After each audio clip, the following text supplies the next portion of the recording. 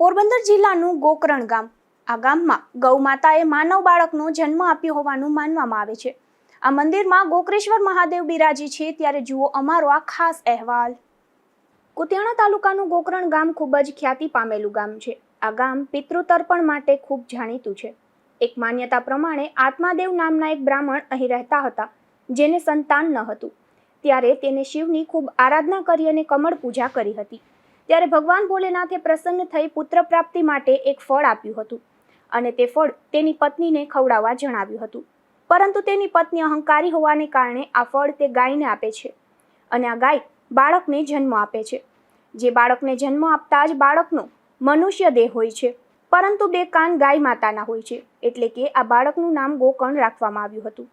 કહેવાય છે કે અહીંયા ધંધુકા નામના ઋષિને મોક્ષ મળ્યો હતો.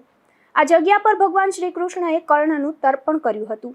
જ્યારે દ્વારકાના પ્રવાસે મીરાબાઈ નીકળ્યા હતા, ત્યારે તેમણે અહીંયા ભજન પણ કર્યા હતા. આ જગ્યાનો મહાભારત સહિતના ગ્રંથોમાં પણ ઉલ્લેખ જોવા મળે છે. સારણ કાંઠે શોભતું ગરમું ગોકરણ ગામ, પિતૃ તરે પર લોકમાં એ પાવન તીરથ ધામ. આવા ગોકરણ ગામની અંદર સારણ નદીના કિનારા ઉપર સૌરાષ્ટ્રમાં પ્રસિદ્ધ એવા ગોકર્ણેશ્વર મહાદેવનું મંદિર છે. આ જગ્યાનો શ્રીમદ ભાગવતની અંદર ઉલ્લેખ આવે છે. ધંધુકારી નામના પ્રેત યોનિમાં ગયેલા એક અતૃપ્ત આત્માને મુક્ત કરવા માટે એના ભાઈ ગોકર્ણ મહારાજે પેલવેલી આ જગ્યામાં શ્રીમદ ભાગવત સપ્તાહ કરી અને ધંધુકારીને પ્રેત યોનિમાંથી મુક્તિ આપેલી છે. ત્યારથી આ પ્રસિદ્ધ ધામ આખા સૌરાષ્ટ્રની અંદર, ગુજરાતની અંદર પંકાયેલું છે.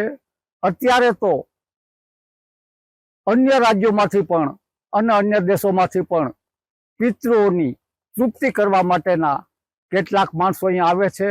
શ્રદ્ધાથી, વિશ્વાસથી અને ભક્તિથી આ ગોકર્ણેશ્વર તીર્થક્ષેત્રની અંદર એ પિતૃ કર્મ અને પિતૃ કાર્ય કરી રહ્યા છે. આમ જોઈએ તો શ્રીમદ ભાગવત સપ્તાહની અંદર આનો સ્પષ્ટ ઉલ્લેખ છે કે આત્મદેવ નામના એક બ્રાહ્મણને સંતાન ન હોવાથી ભગવાન શિવની આરાધના કરે છે. ભગવાન શિવ એને એક ફળ આપે છે. એ શિવ બ્રાહ્મણ પોતાની પત્નીને આપે છે અને બ્રાહ્મણની પત્ની એ ફળનો અનાદર કરી એ ફળ પોતાની ગાયને ખવડાવે છે. પણ શિવ કૃપાથી એ ગાયના પેટે એ પુત્ર જન્મે છે, જેનું આખું શરીર માનવ આકારનું છે, પણ બે કાન છે એ ગાયના આકારના હોવાથી એનું નામ ગૌકર્ણ એવું પડેલું છે. લગભગ આ જગ્યાનો ઇતિહાસ જોઈએ તો 5144 વર્ષ થાય છે.